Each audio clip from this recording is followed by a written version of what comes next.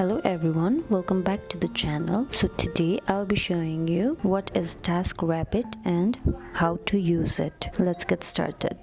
TaskRabbit is an online platform that connects people who need help with tasks like cleaning, moving, furniture assembly, etc. with skilled taskers who can do them. Now, what you need to do is first open up your app store, then search for TaskRabbit on your search bar. So after you see this icon and TaskRabbit, this one here, tap it and then you'll have the install option there, and then you'll need to install the app and open it. So after that, at your bottom right you have the profile option there. Tap in profile and then log in or sign up with your email or social login. So you can also browse tasks like moving help, cleaning and handyman too. You can select task type and enter the details like location, time, description, and then you can also compare the taskers based on ratings, prices, reviews. You can choose a tasker and